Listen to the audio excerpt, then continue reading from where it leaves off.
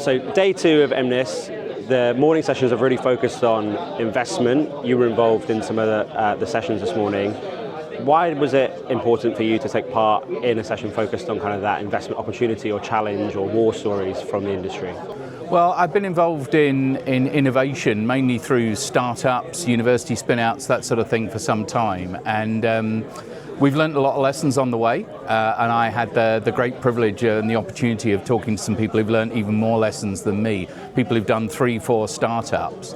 And so being able to talk about some of those things and share some of those learnings, it's remarkable how we all shared common ground on a number of things, but we'd all had different experiences. So it was just really interesting to try and boil that down and to try and distill what would have taken 5 hours in a bar to discuss into a 30-minute conversation and try and get the nuggets out of that and share them with other people. It was just a really fun thing to do.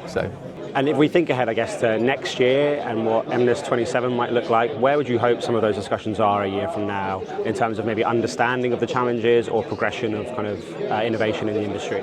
Well, I think one of the really interesting things we've seen here is some of the operators showing up and talking about how they want to be better at working with small companies.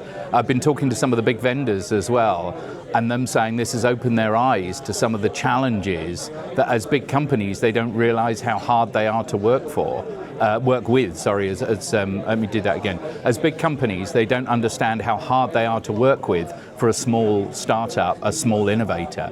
And they're actually shutting themselves off from a supply of innovative ideas, technology, because they're so hard to work with. So what would be really great is to hear a couple of the big opcos and the big vendors coming back and saying, okay, here's the program we've got, here's how we're going to make it easier for small companies doing innovative stuff to work with us and take some of the risk away and make that, just reduce the friction, if you like.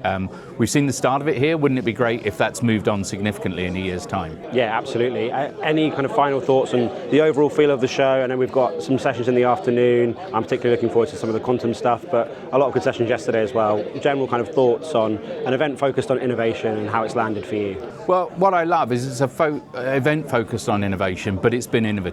I think the level of energy here is perhaps greater than I've seen. I've been to a few trade shows in my time. Great level of energy, but also just genuine conversations. I think the guys have done a great job of avoiding people just pitching their technology.